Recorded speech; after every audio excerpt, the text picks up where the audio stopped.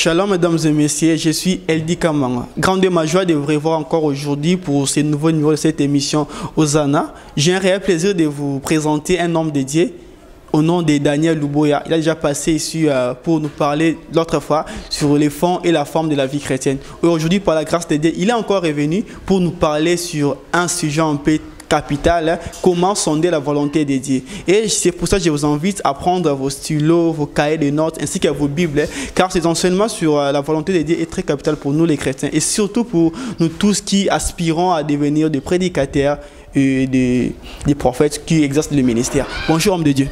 Bonjour mon frère Eldi, bonjour. C'est pour nous un grand plaisir de vous accueillir sur notre plateau de l'émission Hosanna. Moi également, c'est une considération, un grand honneur pour moi de repasser encore ici. Si c'est l'intérêt de l'évangile de Christ, je suis là, merci. Sinon la santé va bien. Dieu fait grâce, ça va très bien. Et avec ces temps de maladie de coronavirus, ça va. On est là par la grâce de Dieu. Exactement. Aujourd'hui, vous allez nous parler sur comment sonder la volonté de Dieu. Oui, exactement. C'est un sujet qui est un peu un problème aujourd'hui. Devant des situations, devant des problèmes, devant des choix, devant les choses que nous devons faire, on ne sait pas comment sonder pour comprendre Dieu veut ou Dieu ne veut pas. C'est ça qu'on va parler aujourd'hui par la grâce de Dieu. Nous allons parler de ça.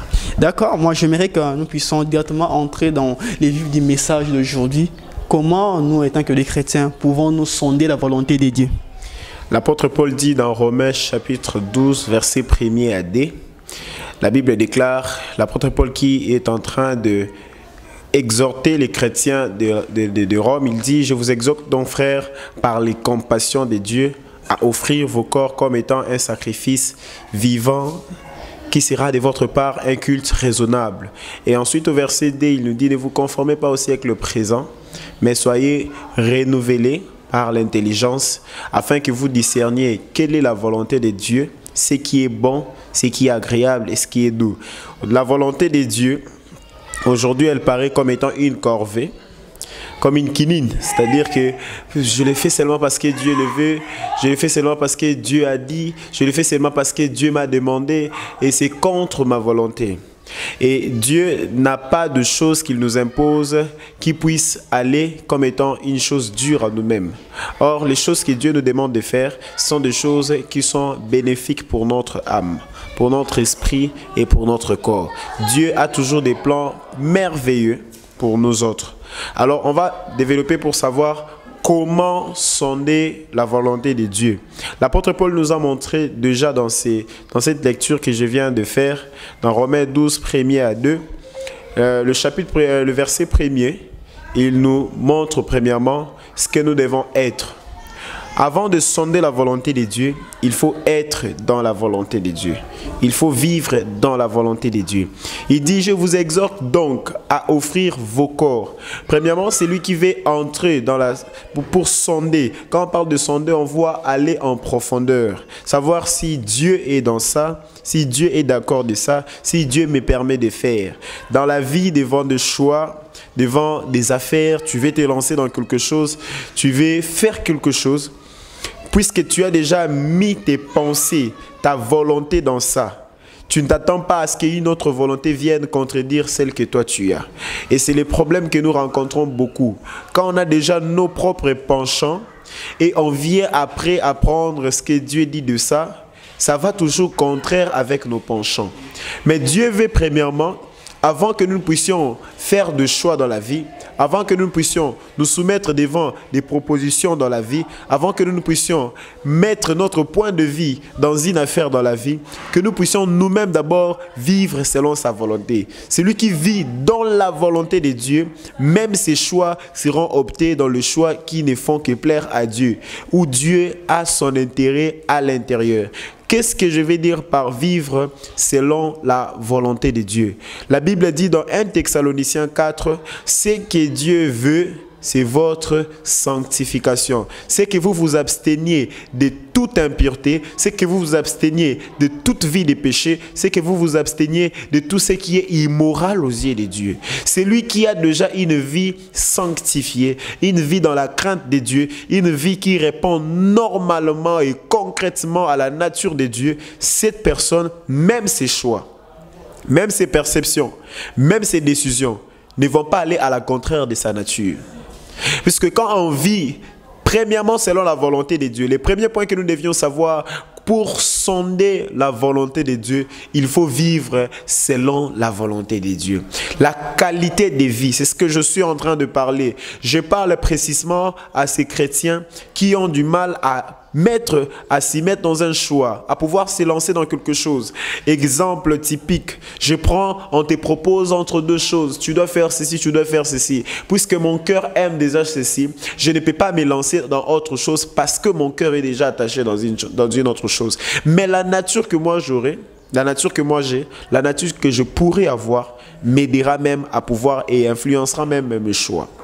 Quelqu'un qui vit dans la volonté de Dieu, c'est que Dieu veut, c'est ce que Dieu est, c'est ce que tu es, pardon, c'est que Dieu désire, c'est ce que tu dois être. Vivre dans une vie de sanctification nous permet déjà à pouvoir entrer dans les processus de sonder la volonté de Dieu. Parce que Dieu ne peut démontrer, ouvrir sa volonté, ses pensées qu'à celui qui est à lui, à celui qui vit conformément à sa volonté. On le voit même dans la Bible, comment le roi David, avant de certains combats, et non pas seulement David, il y avait multiples rois, il y a notamment le roi Josaphat, il y a certains rois aussi, avant de combattre, Saül aussi, ils avaient tendance à pouvoir aller auprès de Dieu, demander, Seigneur, allons-nous vaincre, allons-nous faire ceci. Avant d'y aller, il devait se rassurer avant que j'ai une relation normale, une relation bonne que je partage avec le Dieu auprès de qui je suis en train de partir. Aujourd'hui, il y a un problème. On ne parvient pas à sonder la volonté de Dieu parce que notre vie ne répond pas conformément à ce que Dieu veut. Mais on est prêt à pouvoir demander à Dieu, Zambé, mais ta propre vie ne répond pas à ce que Dieu veut. La sanctification, c'est une manière d'être mise à part, que tu sois séparé de tout ce qui est du monde, que tu sois séparé de tout ce qui ne plaît pas à Dieu. Une vie sanctifiée, c'est une vie qui répond normalement aux normes de Dieu. Une vie qui est loin des péchés, une vie qui est loin de l'immoralité, une vie qui est loin de l'impudicité, une vie qui est loin de l'impureté, une vie qui est loin de la débauche, une vie qui est loin de l'ivrognerie. Cette vie saura se conformer à la volonté de Dieu. Premièrement, quelqu'un qui veut vivre qui veut sonder les profondeurs des pensées de Dieu, doit lui-même répondre à ce que Dieu veut. Il doit conformer sa vie à la volonté de Dieu. L'homme de Dieu, j'avais lu un livre où l'auteur dit qu'il y a deux sortes de volonté de Dieu. Il y a la volonté permissive et la volonté parfaite. Que pensez-vous à cela?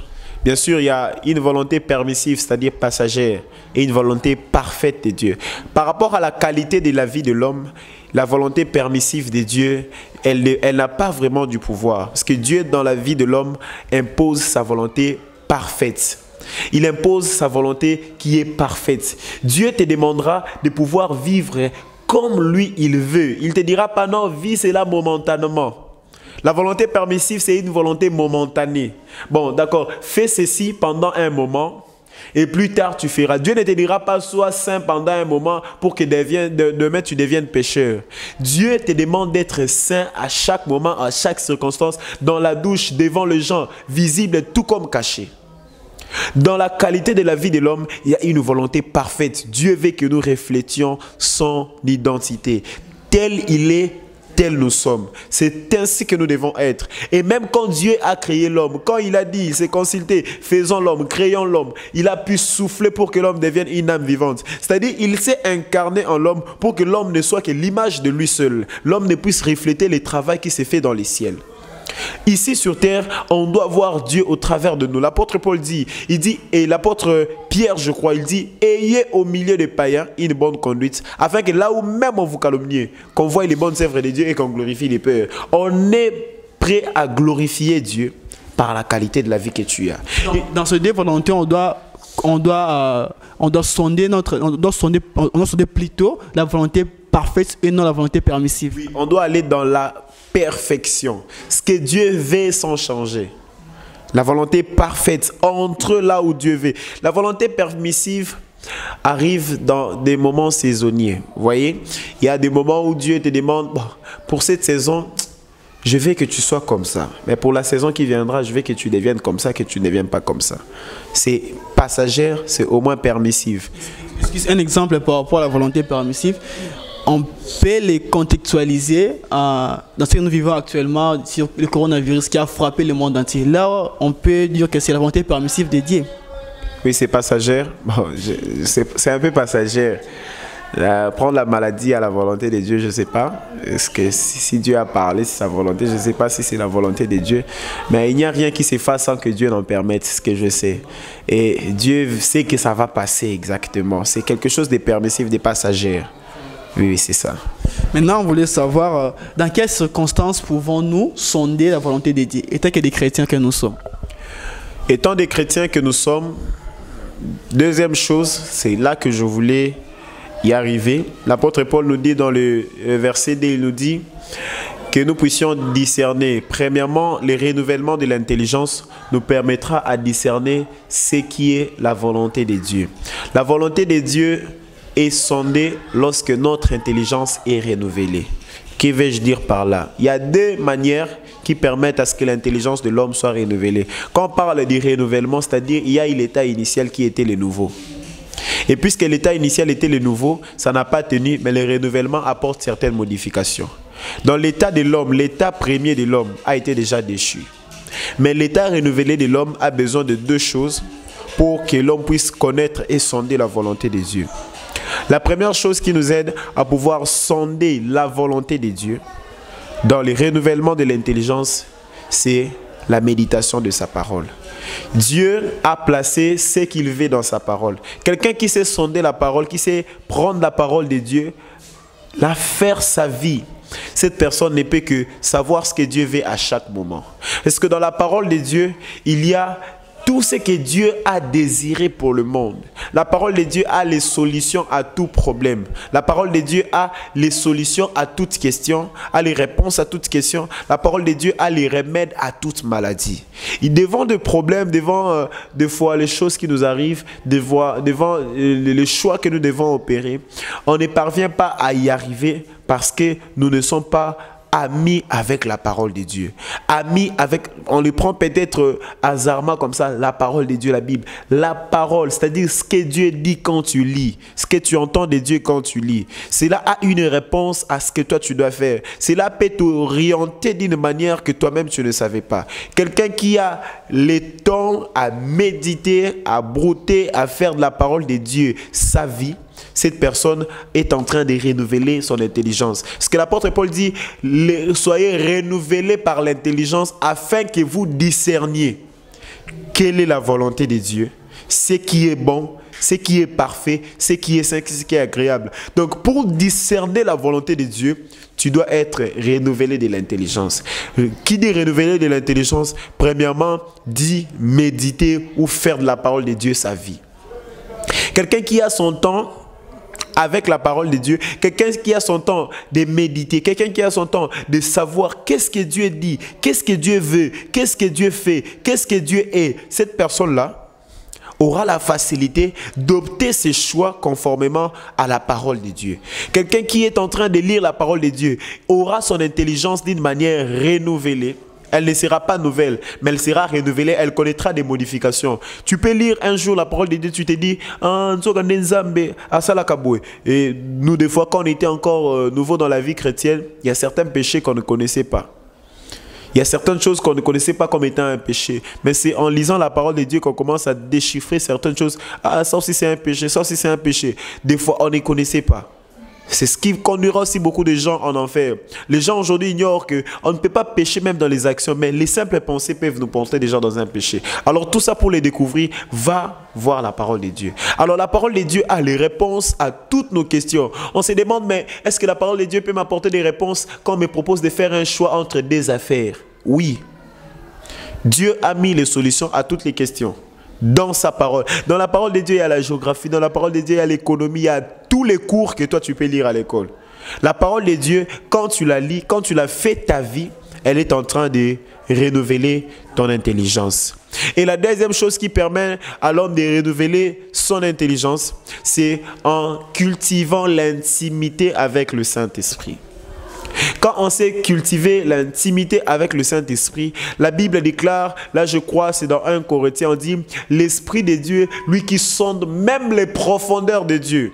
Le Saint-Esprit saura te dire ce que Dieu veut dans cette affaire. Parce que quand tu es trop intime avec lui, le seul qui peut sonder, c'est lui qui est spirituel, c'est cette personne spirituelle, il ne peut sonder que les choses spirituelles. C'est-à-dire quand tu deviens trop ami au Saint-Esprit, il te rend tellement spirituel. Et puisque lui, il est le seul qui sonde les profondeurs de Dieu, tu n'auras pas de difficulté à pouvoir savoir, à discerner la volonté de Dieu ou pas la volonté de Dieu. Parce que tu es trop intime au Saint-Esprit. Tu cultives cette vie avec le Saint-Esprit. Chaque moment, tu veux toujours être dans la présence de Dieu. Chaque moment, tu veux toujours entendre ce que Dieu dit. Chaque moment, tu veux toujours entendre ce que Dieu veut. Vous savez, quand on passe des moments d'intimité avec le Saint-Esprit, ce sont des moments où tu dois désirer, Seigneur, je ne peux pas quitter ta présence sans avoir entendu ta parole. Et Dieu nous recommande de fois des choses comme ça. Ce sont des devoirs et des exercices que, enfants de Dieu que nous sommes en train de nous suivre au moment où nous sommes en train de passer cette émission, tu dois désirer à pouvoir entendre Dieu à chaque moment. Parce que quelqu'un qui cultive une forte intimité, une relation profonde avec le Saint-Esprit, une relation, le Saint-Esprit, ne le prenons pas seulement comme étant une puissance. Le Saint-Esprit est une personne. Le Saint-Esprit, c'est Dieu. Les gens ne savent pas comment discerner. Ils disent que non, le Saint-Esprit est une part de Dieu. Non, le Saint-Esprit, c'est Dieu. Et lorsque Jésus partant, il dit, non, mon Père vous enverra un autre esprit comme moi. Dans la version hébraïque, c'est-à-dire un autre moi. Le Saint-Esprit, c'est Dieu en omnipotence, en omniprésence et en omniscience. Et il sait être partout, il sait faire tout, il sait se manifester et connaître tout. Jésus ne pouvait pas être à 1000 lieues au même endroit, mais le Saint-Esprit peut l'être. Donc le Saint-Esprit, c'est Dieu. Quand tu es intime au Saint-Esprit, c'est-à-dire tu es intime à Dieu, tu sais connaître le poids de son cœur. Au moment où Jésus était avec les disciples, lorsqu'il voulait partir, il dit aux disciples quelque chose de très étonnant. Il dit, oh non, l'un d'entre vous va me livrer, je dois mourir par la main de l'un d'entre vous. Et tous ils étaient scandalisés. Ils ne savaient pas si c'était qui. La Bible dit, celui que Jésus aimait, le disciple que Jésus aimait, lui dormait à la poitrine de Jésus. Et il a posé la question, Jésus a pu facilement dire à Jean qui il était. Celui qui sait dormir à la poitrine de Dieu couche dans les révélations divines. Il sait connaître les volontés profondes de son maître parce qu'il a son temps à coucher à la poitrine de Dieu. C'est-à-dire celui qui est intime au Saint-Esprit, il sait connaître les battements du cœur de Dieu. Si Dieu est d'accord, si Dieu aime, si Dieu ne veut pas, si Dieu n'est pas d'accord. Maintenant, dans cela de la volonté de Dieu, je voulais savoir, nous voulons savoir quels sont les résultats pour les personnes qui sont dans la volonté de Dieu, chrétiens ou pas chrétiens. Les résultats pour celui qui sonde la volonté de Dieu, c'est-à-dire qu'il fait tout comme Dieu veut. Il ne ferait que réussir. Vous savez, la volonté de Dieu, des fois, peut te faire paraître comme quelqu'un qui a échoué dans le monde, mais tu as gagné dans les ciels. Parce qu'on ne fait pas de choses seulement selon le monde, mais tout ce qu'on fait, on voit d'abord si Dieu est d'accord de ça. La volonté de Dieu pourra te pousser, on te propose, prends l'argent. Mais quand tu prends l'argent, tu seras obligé de faire ceci. Tu sais que pour faire ceci, cela ne plaira pas à ton Dieu. Mais devant le monde, tu as échoué. Mais devant Dieu, tu as gagné. La volonté de Dieu a une finalité, c'est-à-dire c'est le succès. La volonté de Dieu nous pousse à pouvoir rendre gloire à Dieu dans tout ce que nous sommes en train de faire. Parce que c'est ça le sujet de nos actions sur terre. Exactement, dans l'homme de Dieu, vous avez parlé sur comment sonder la volonté de Dieu. Nous voulons savoir encore une chose. Qui va sonder la volonté de Dieu? Chrétiens ou bien tout le monde, les créatures de Dieu, ou bien certaines croyants d'autres religions et aussi peuvent sonder la volonté de Dieu? Comme je l'ai dit au début, la première recommandation pour sonder la volonté de Dieu, l'apôtre Paul dit, il faudrait que vous offriez vos corps comme étant un sacrifice vivant, saint, agréable, ce qui sera de votre part un culte raisonnable. C'est là, l'apôtre Paul nous remet tout à fait à la croix. Parce qu'à la croix, il y a un corps qui a été offert, un esprit qui a été offert pour le salut de l'humanité. Ne peut sonder la volonté de Dieu, c'est lui qui est des dieux. C'est lui qui a une vie de sanctification, comme je l'ai dit. C'est-à-dire, qui dit sanctification, au préalable, tu dois avoir une alliance avec Dieu pour qu'il te mette à part. Celui qui ne partage pas une alliance avec Dieu, celui qui n'est pas connecté par l'alliance de son sang, ne peut pas s'attendre à pouvoir sonder ça. Parce que, premièrement, tu dois répondre d'abord à l'appel que Dieu a lancé à l'humanité. Celui de quiconque croit sera sauvé, quiconque croit sera épargné de la colère à venir, quiconque croit sera bénéficiaire de la vie éternelle. C'est l'appel que Dieu lance à tout le monde. Celui qui veut goûter des délices de la chambre de Dieu, de la maison de Dieu, ne peut être qu'en bon terme avec les dieux auprès desquels il veut tirer quelque chose. Voilà, nous voici à la fin de notre émission, Nous allons un peu continuer avec quelques minutes qui nous restent. Père, homme de Dieu Daniel, pouvez-vous, que diriez-vous d'abord pour les personnes qui ne sont pas des chrétiens, qui sont simplement des religieux, mais qui veulent aussi sonder la volonté de Dieu? Qu'est-ce qu'ils doivent faire? Quelle formule magique ou bien quelle formule qu'ils doivent appliquer afin eux aussi puissent sonder la volonté de Dieu? La seule formule magique, toi qui es en train de nous suivre, la formule magique que je vais te donner, Bokoko, qu'ici, ce que je peux dire pour que tu puisses aussi être parmi ceux-là qui font des choses exactement comme Dieu veut, exactement comme Dieu s'attend, exactement de la manière dont Dieu a arrangé cela. La seule formule que je te donne, c'est de pouvoir accepter de faire partie de la famille des enfants de Dieu. C'est-à-dire que tu acceptes d'abandonner le monde, d'abandonner la vie impure que tu menais, d'abandonner le chemin que tu avais déjà emprunté, d'abandonner la vie des péchés. Enfant de Dieu, ou soit païen, ou profane, ou soit religieux, comme venait de dire mon frère, elle dit, toi qui es en train de nous suivre, une occasion t'est donnée tant que la grâce existe.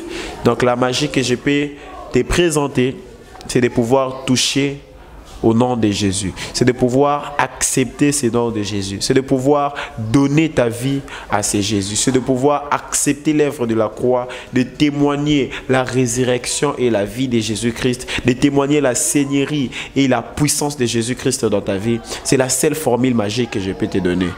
Et je crois, quand tu pratiqueras cette formule magique, tu adhéreras facilement dans notre famille et tu pourras aussi sonder et faire vivre dans la manière dont Dieu veut, comme nous sommes en train de parler sur ces plateaux.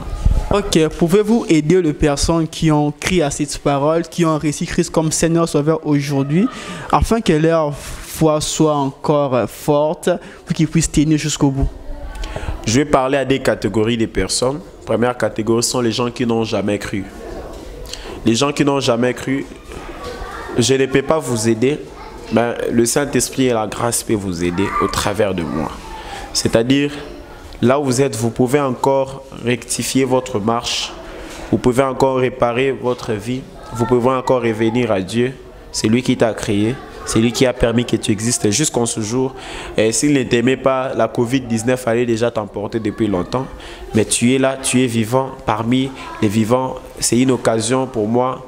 Je viens auprès de toi à la maison pour te demander de pouvoir prendre la décision de donner ta vie à Jésus. Jésus a besoin de toi. Jésus veut que tu puisses totalement abandonner les péchés, que tu puisses abandonner le monde, que tu puisses venir totalement à lui. La Bible dit qu'il donnera l'homme pour le salut de son âme. Qu'est-ce que tu peux donner en retour pour le salut de ton âme? Rien du tout. L'âme, c'est toi. L'âme, c'est le siège de sentiments. C'est là où Dieu prend en compte les choses. Aujourd'hui, tu peux aussi changer ta vie. Aujourd'hui, tu peux venir à Jésus-Christ car il a besoin de toi. Il dit dans sa parole, ce n'est pas vous qui m'avez choisi, mais c'est moi qui vous ai choisi. C'est ton jour. Dieu t'a choisi aujourd'hui. Je crois qu'après cette émission, ta vie pourra être transformée et tu pratiqueras ce que nous venons de partager pendant ce moment. Et la deuxième catégorie des personnes, ce sont les types de chrétiens qui se sont affaiblis, qui ne savent pas vivre conformément dans ce que Dieu veut, la sanctification, qui ne savent pas conformer leur vie à la volonté de Dieu. Premièrement, je te demande que Dieu est encore là. Il dit dans sa parole que celui qui cache ses transgressions ne prospère point, mais celui qui les avoue et les délaisse obtient miséricorde. Tu peux demander pardon à Dieu aujourd'hui. Tu peux te repentir et arranger, réparer ta marche. Je vais prier pour ces deux types de personnes. Merci beaucoup. Là où tu es, je vais prier pour toi. Seigneur, cette personne qui a pris la décision d'abandonner le monde, de venir à toi. Il a pris la décision de laisser tout ce qui était pour lui priorité et il a voulu faire de toi sa priorité. J'ai prié aujourd'hui que tu prennes son cœur, que tu en fasses tien, que tu transformes sa vie, que tu prennes son âme, que tu puisses les rendre comme étant ton serviteur, ton disciple. Fais de lui ton enfant. Aujourd'hui, il témoigne dans son cœur comme étant que tu es son Seigneur et son Sauveur. Aide-lui à pouvoir adhérer dans cette famille, à pouvoir entrer dans cette famille, afin qu'il puisse ensemble avec nous pratiquer les choses qui nous permettent à sonder la volonté de Dieu. Et pour cette personne qui s'était affaiblie dans la foi, par le vent du monde, par le vent du péché, par les mouvements des amis, les mouvements de la mode, les mouvements de la technologie, je prie pour lui en ces moments, qu'il puisse reprendre sa marche. Le feu qui était éteint en lui, le feu du Saint-Esprit, je prie que cela soit rallumé au nom de Jésus. Père éternel, libère ceux-là qui ont été liés. L'apôtre Paul dit, le bien que je vais faire, je ne saurais le faire, mais en moi est attachée une loi. Mais gloire soit rendue à Jésus-Christ, car la loi de Jésus est venue me délivrer. De la même manière, je viens avec la loi de Jésus pour délivrer ses frères, cette sœur qui ne parvient pas à abandonner ses péchés seul. Il sent cela attaché à sa chair. Je prie qu'il soit libéré de cela au nom de Jésus. Seigneur Dieu de grâce, agis au travers de cette prière et que cette personne qui vient de nouveau d'être adhérée dans cette famille reçoit lui avec la gloire, avec la joie, au nom de Jésus-Christ. Amen. Amen. Gloire soit rendue à Dieu. Aujourd'hui, nous tous, nous vous accueillons dans notre famille de Jésus-Christ, une famille merveilleuse, une famille bénie. Ce que moi je peux te dire, mon frère, ma soeur, toi qui as reçu Christ comme Seigneur Sauveur aujourd'hui, le seul moyen pour que tu puisses tenir jusqu'au bout, ce n'est qu'à faire la volonté de Dieu. L'apôtre Paul dit en Colossiens, je vais paraphraser, il a dit, tout passera, sauf les personnes qui feront la volonté de Dieu demeurer éternellement. Le seul moyen pour toi pour demeurer éternel, il faut croire en Jésus et rester fidèle. Une chose encore, je vais ajouter, sonner la volonté de Dieu ou bien obéir à la volonté de Dieu, c'est aussi obéir les autorités que Dieu a placées dans notre pays. Ils ont dit quoi? Respecter les gestes et barrières. Rester à la maison pour ne pas propager encore les virus. Et pour toi, si tu n'as rien à faire à la maison, tu n'as qu'à lire ta Bible, avoir le temps d'intimité avec Dieu, ou bien suivre l'émission Hosanna sur notre chaîne YouTube Concept Studio TV. Ça va aussi t'aider. Aujourd'hui, les églises sont fermées. Mais le moyen pour toi, pour suivre les messages de Dieu, vous regardez notre émission Hosanna. Oh, quelle joie. J'ai vraiment une joie. Homme de Dieu, nous sommes à la fin. J'aimerais que tu puisses faire un petit résumé, une synthèse par rapport au message que tu as dispensé aujourd'hui. Merci, j'ai aimé, tu as parlé de rester à la maison, mais c'est écrit dans la Bible, respecter les autorités. Quelqu'un qui médite déjà, il est dans la volonté de Dieu. En bref, ce que nous avons parlé aujourd'hui, ce que nous devons savoir, c'est que pour sonder la volonté de Dieu, il faut premièrement vivre dans une vie de sanctification. Deuxièmement, être renouvelé de l'intelligence, c'est-à-dire être amoureux de la parole de Dieu et être amoureux du Saint-Esprit. C'est ce que nous devons savoir. Et quand tu pratiques ces choses, être trop proche du Saint-Esprit, être trop proche de la parole de Dieu, ça t'aidera à sonder la volonté de Dieu devant le choix, devant les problèmes que tu auras. C'est ça, merci beaucoup. Merci homme de Dieu, c'était pour nous un grand plaisir de vous recevoir encore aujourd'hui dans notre plateau Hosanna. Et je crois que ce n'est pas la dernière fois, tu reviendras encore pour les messages. Merci beaucoup, c'est comme je l'ai dit au début, une considération, un honneur pour moi d'être là. Je bénis cette initiative, que Dieu soit avec vous. Vraiment, nous serons toujours là pour la gloire de Dieu. Merci. Merci à tous qui nous avez suivis à la maison, au téléphone, partout d'ailleurs. Et je dis un grand merci à notre Dieu qui était le maître des temps et des circonstances. Merci aussi à notre réalisateur, l'ingénieur Lelo qui est là, ainsi que Béni Nzazi qui est derrière la caméra, Adélie. Je dis un grand merci à Chris Okido qui nous suit depuis l'Espagne. Merci vraiment. Et d'ici là, portez-vous bien et on se voit au prochain numéro. Merci.